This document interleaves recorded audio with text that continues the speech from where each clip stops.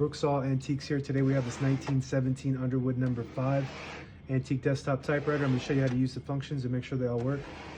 Probably the most popular typewriter of all time, dominated the market for over 30 years when this initially came out, and still to this day I cannot keep these in stock. They are very popular.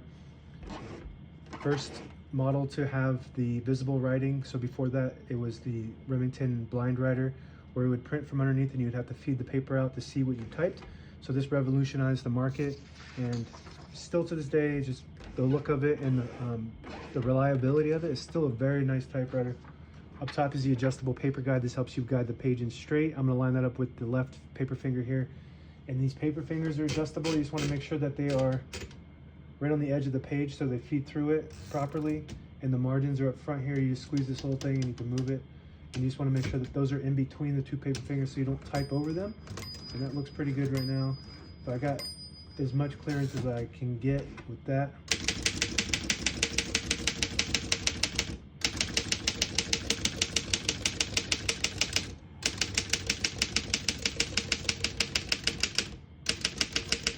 Once you hear the bell, you're at the end of the margin. Hit this line space, gets you back to the beginning, and skips 1, 2, or 3. Right now we have it on 3, but if you want single, we push this all the way back. There's a 1 up there to indicate what space you're on. And that works for 1, that works for 2, this works for 3. We're going to keep that, oops, I just hit the carriage release on accident. We're going to keep that on single and finish typing. As you can see, all the keys type nice and none of them skip or stick. I'll type a sentence on the next line.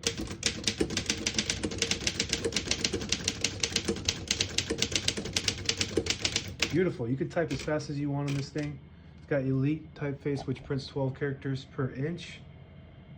Print looks good. Over 100 years old. So pretty unbelievable how nice this thing still is after all that time.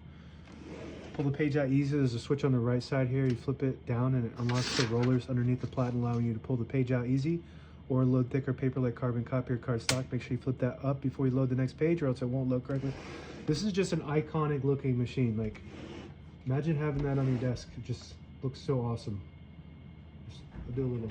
So you're on your desk and you got one of those on it. Looks cool. And these are actually pretty cheap compared to if you buy something brand new that are made from China. They sell them for way too expensive, and they will break right as soon as you take them out of the box. They don't work. So you really got to go with these old typewriters that were made to last. This will last forever if you take care of it. Got a shift on each side and a shift lock on the right. To clear that, hit that left shift button. Backspace on the top left works great. Tab on the top right. This has a manual tab set. Go back here and it's got 3 tabs. You just move it down like this and it just fits in the teeth, and it's got a scale up here to tell you exactly what space you're on. So I'm going to put that on 30, 40, and 60. You go to the beginning of the margin and it stops at each one of those like that. That works good. Color selector switch if you have a black and red ribbon, which we do. I should have typed in red, I guess. I didn't do that for some reason. So we'll do a little red, test that out.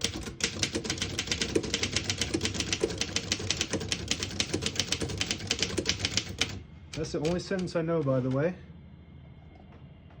And I can type it very fast with my hunt and peck method.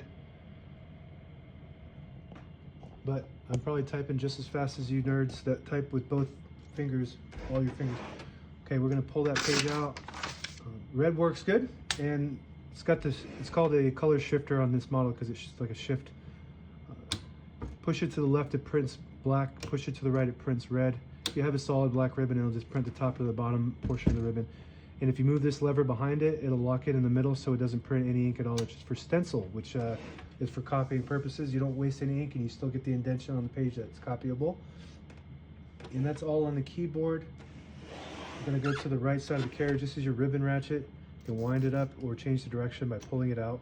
It'll pull to the right if you do that, or pull to the left if you push it in. It's got an automatic ribbon reverse, so it might give you a little resistance on that if it's trying to pull in one direction based on what side is filled the most. This little mechanism allows you to tighten the mainspring, which is the gear, that spring that pulls the carriage. You don't want to mess with that unless you know what you're doing. I'm not going to teach you how to do that on this video. I'm just doing a function video, so maybe on another video. I think I might have a video on how to do that. But anyway, this knob here, if you pull it out, it'll disable the spacing so you can get to an exact spot on the page. You push it in, you get the clicks. Each one of those clicks is one space. And the same concept with this lever behind the knob here. You flip it up, it'll disable the spacing. You flip it down, you get the clicks. And that's it. Now available on eBay or Etsy. Search Brooksaw Antiques.